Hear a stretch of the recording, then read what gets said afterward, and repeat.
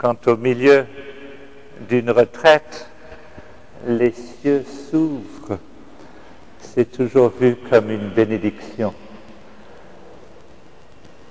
Les eaux de Dieu qui tombent sur la terre aride de nos cœurs. Jésus, un jour debout dans le temple, s'écria. Ça a dû être très impressionnant quand Jésus, à voix forte, cria que celui qui a soif, qui vienne à moi et qui boive. Puis il ajoute, celui qui croit en moi, comme dit l'Écriture, des fleuves d'eau vive couleront de son sein. Et Jean ajoute, il parle de l'Esprit Saint qui n'avait pas encore été donné. Que celui qui a soif, peut-être notre problème dans notre monde si riche, c'est qu'on n'a pas soif de Dieu.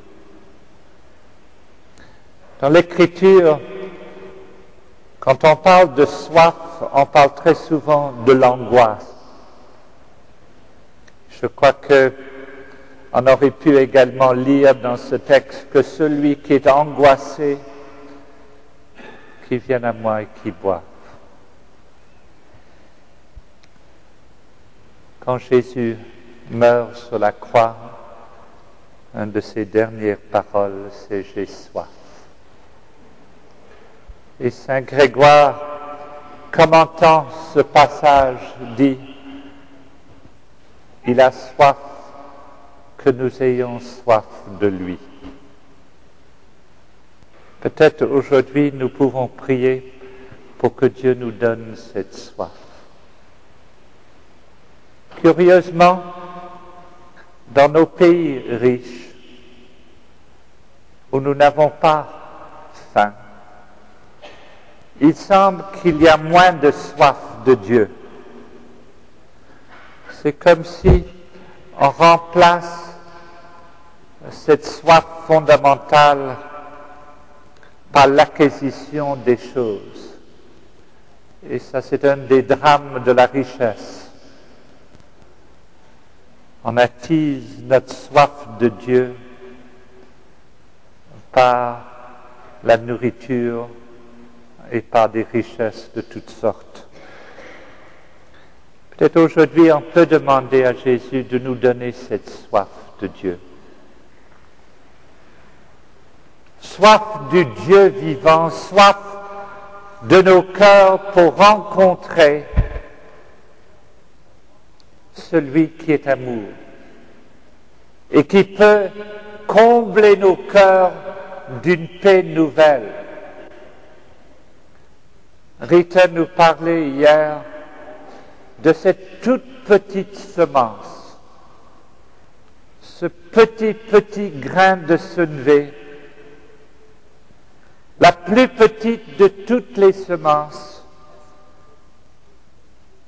qui est plantée dans la terre vulnérable de notre être. Et je dirais que toute notre vie humaine, toute notre vie chrétienne,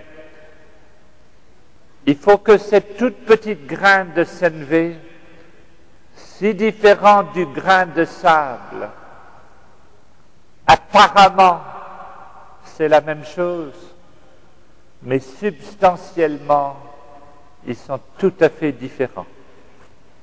Et comme Rita nous disait, ce jeune homme, blessé intellectuellement, mais avec un cœur si perspicace, le grain de sable ne pousse pas, le grain de sénévé, le tout petite semence, ça peut pousser.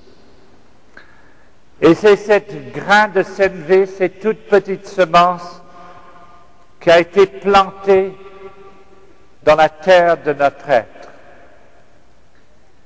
Je voudrais dire un mot ce matin sur la croissance.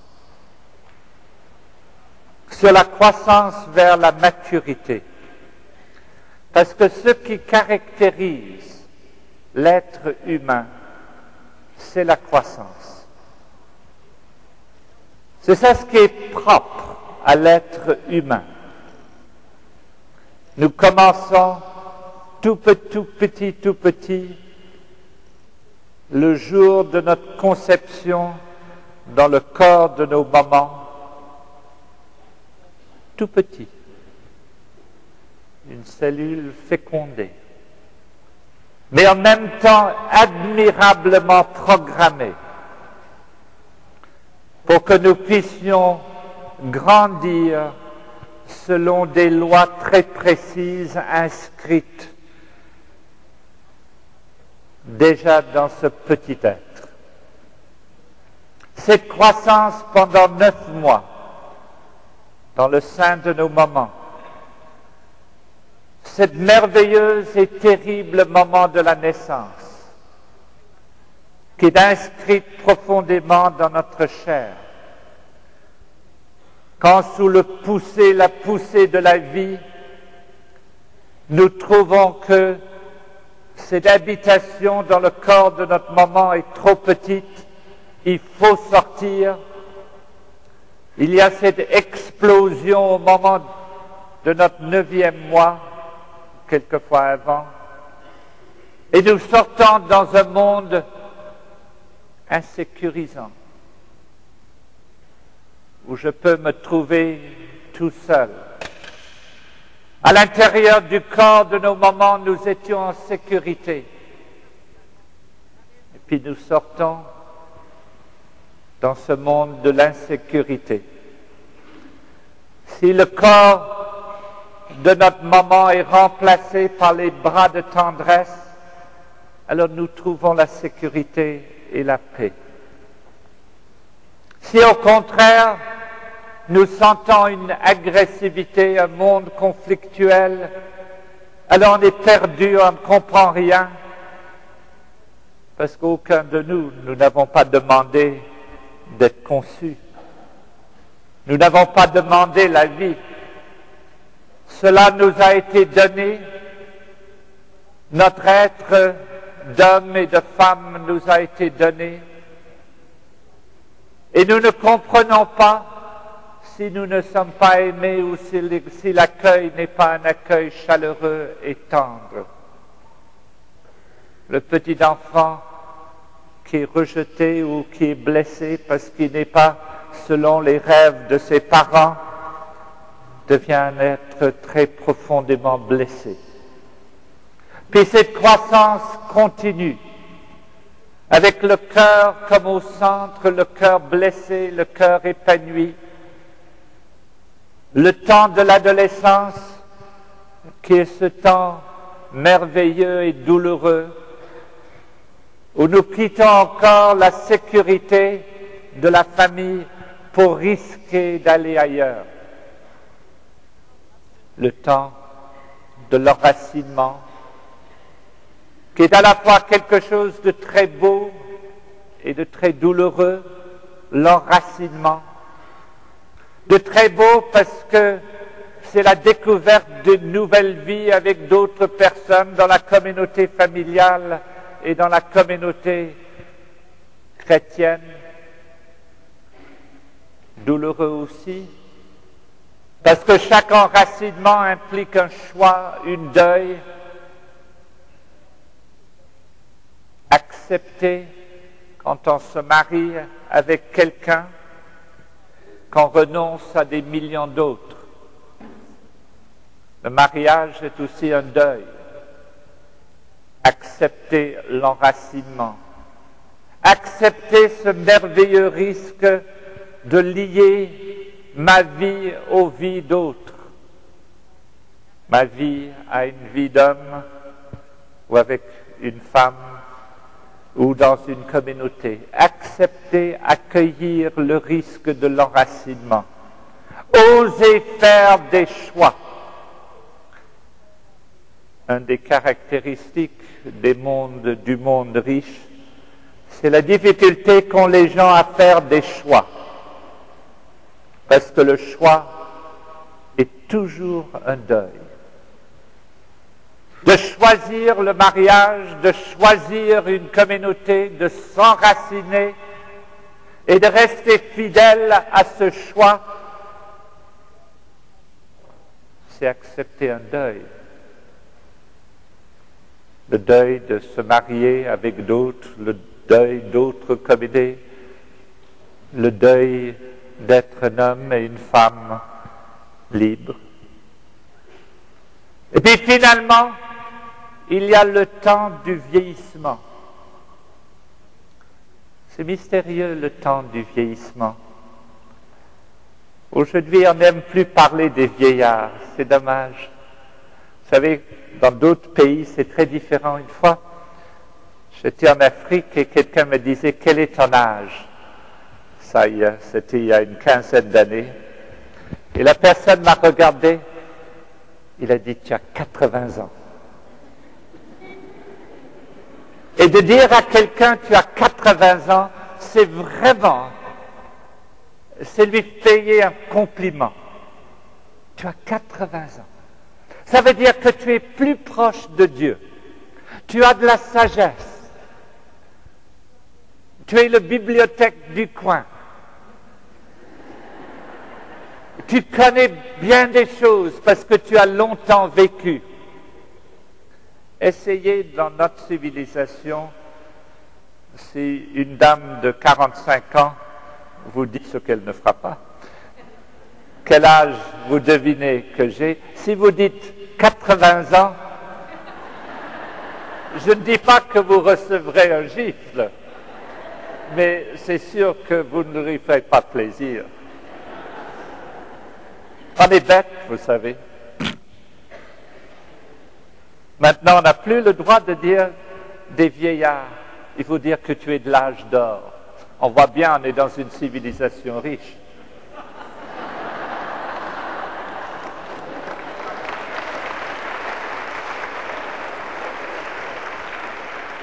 Et pourtant, nous savons bien que le vin, quand il vieillit, c'est mieux. Un vin de cette année n'est jamais bon. Il faut que nous regardions des gens comme du vin. Le vin qui finalement sera transformé dans le sang de Jésus. Il y a quelque chose de très beau dans la vieillesse. De retrouver, je dirais, le cœur de l'enfant. Ma grand-mère est morte quand elle avait 93 ans. Elle était vraiment la grand-mère idéale. Elle vivait un peu dans son monde à elle, comme quelquefois les grand-mères. Puis elle était sourde comme une bourrique. Elle était extra. On aimait beaucoup aller chez elle. C'était un peu difficile plus tard parce qu'elle avait un peu perdu la tête. Et elle m'invitait à venir dîner et elle croyait que c'était le petit déjeuner. Alors, je n'avais que du café et des croissants. Enfin, elle faisait ce qu'elle pouvait. Enfin, chaque âge de nos vies a leur beauté et leur maturité. Il ne s'agit pas, quand on est 80 ans, de jouer aux 50 ans. Il ne s'agit pas non plus, quand on est un adulte, de jouer à l'adolescent. Je lisais tout dernièrement un livre intéressant sur la souffrance des adolescents qui ont beaucoup de mal quand les adultes ne peuvent pas être des adultes et qui veulent imiter le langage des adolescents. Quand on n'accueille pas son âge, quand on n'accueille pas soi-même tel qu'on est. Et chacun de nous, nous avons notre trajectoire, du commencement jusqu'au jour de notre mort. C'est mystérieux comment le début de la vie humaine et la fin de la vie humaine se ressemblent. La petitesse de l'enfant qui qui ne communique pas avec le langage et des idées rationnelles et des concepts, mais qui communique par le toucher, par le corps, le langage du corps. Il s'agit de toucher l'enfant, de jouer avec l'enfant, prendre du temps avec l'enfant. Quelquefois, les parents ne savent plus jouer avec leur enfant. Et je le disais hier, l'importance de découvrir le langage de l'enfant et le monde de l'enfant pour communiquer avec l'enfant selon l'enfant. Ne pas traiter l'enfant comme l'adulte de demain, ne pas obliger l'enfant à être un adulte, ne pas l'obliger à être très sage tout le temps. Laissez l'enfant être l'enfant. Ça ne veut pas dire qu'on ne lui met pas des limites. C'est évident qu'un enfant doit avoir des limites. Mais laissez l'enfant être un enfant. Et le vieillard, sa mode de communication également est différente. Le vieillard ne peut plus communiquer avec des idées compliquées. Il a besoin aussi du toucher, d'un contact physique, de présence. Souvent, il ne peut plus lire. Trouver le langage et le début de la vie humaine et la fin de la vie humaine se ressemblent étonnamment. La communication à travers l'amour, à travers la communion, à travers le toucher.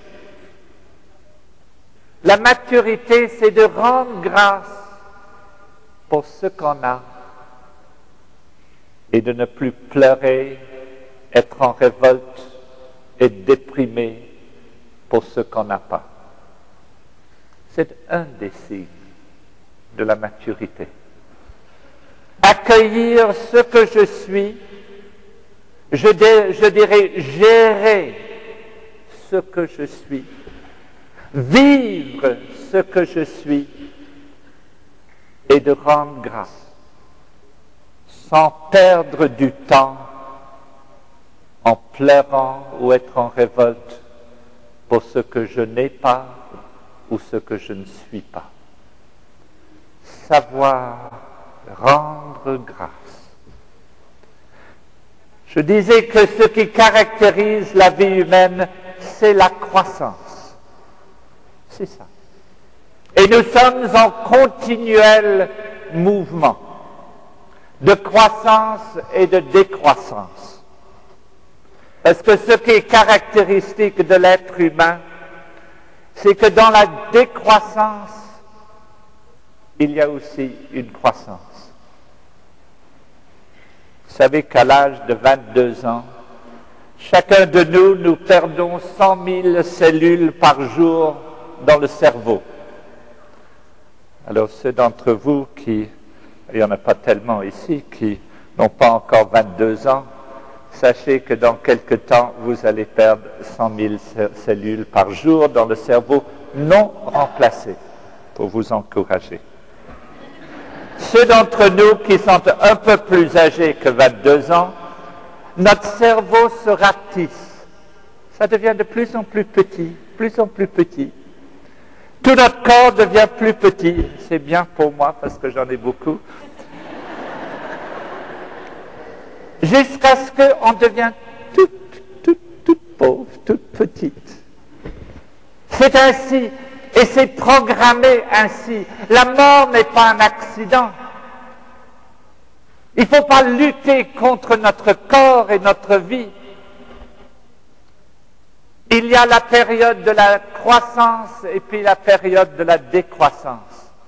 On perd sa mémoire, on perd ses cheveux, on perd ses dents, on perd sa santé, on perd son travail, on perd ses énergies, on perd ses amis, on perd sa vie. C'est ainsi. C'est ainsi. Et la mort n'est pas un accident, comme quelquefois les journaux vous font croire, qu'un jour on aura conquis le cancer. Mon vieux, Je ne dis pas que je suis contre des traitements de cancer, c'est évident que non. Mais ce ne sera pas drôle si tout le monde avait 120 ans et plus. Non, nous sommes faits pour retourner vers la terre. C'est un mouvement naturel, inscrit dans mon corps. C'est mon destin. Il n'y a pas d'autre destin. Il ne faut pas croire que soudainement, il y aura des médicaments parfaits et que tout le monde vivra jusqu'à 150 ans, etc. Ce ne sera vraiment pas drôle. Non. C'est inscrit dans cette première cellule fécondée, le jour de ma conception, que la décroissance commence à 22 ans et commence à aller de plus en plus vite quand on a 50 ans, 60 ans, etc. La vie humaine est faite de telle façon qu'il y a l'acquisition et puis on perd. Mais pourquoi est-ce qu'on perd? Pourquoi est-ce qu'on perd? C'est pour revenir à l'essentiel. On commence avec l'essentiel. Et l'essentiel, c'est le petit enfant en communion avec sa maman. Le petit enfant ne veut pas des grandes connaissances, il ne veut pas de l'argent, il ne veut pas le pouvoir, il ne veut pas le travail. Qu'est-ce qu'il veut? C'est l'amour, c'est la relation. C'est cette va-et-vient de l'amour. C'est ça ce que le petit enfant a besoin. Et il vit d'un type d'amour absolument unique. La confiance. La confiance. C'est ça ce que vit le tout petit enfant. La confiance. Et la confiance, c'est le don de mon être à quelqu'un. J'ai confiance en toi. Quand cette confiance est reçue, l'enfant est épanoui. C'est ça, la vie humaine commence dans l'essentiel qui est la relation et la communion.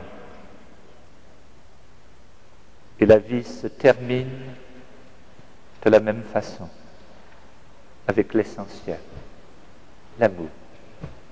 J'ai perdu mes capacités de connaissance. Il y a beaucoup de choses dont je suis incapable de faire. Je ne peux plus travailler. Je ne suis plus quelqu'un qui est capable au niveau des concepts. Mais comme ce petit enfant, je peux dire, ne pleure pas. J'ai encore un cœur pour aimer ma maman. J'ai encore un cœur pour aimer Dieu. J'ai encore un cœur pour aimer ceux qui sont autour de moi. Nous commençons avec le cœur et nous terminons avec le cœur. Et c'est ça l'essentiel. Et c'est ça très souvent qu'on refuse d'admettre dans la période de force. Nous croyons que c'est l'argent, que c'est le succès, que c'est le pouvoir, que c'est le travail qui est important. C'est pas vrai. C'est l'amour avec lequel tu fais ton travail. C'est l'amour avec lequel tu utilises tes connaissances. C'est l'amour qui fait que tu donnes ton argent ou tu utilises ton argent pour la vie, pour donner la vie. Alors, la décroissance est un moment important dans la vie humaine. C'est comme si Dieu est en train de dire « Reviens, reviens, reviens à l'essentiel, à l'amour, à la tendresse, à l'écoute. Revenir pour être quelqu'un peut-être fragile et faible, mais aimant, aimant. » C'est pour ça que à chaque étape de nos vies, il s'agit d'accueillir avec joie ce qui nous est donné.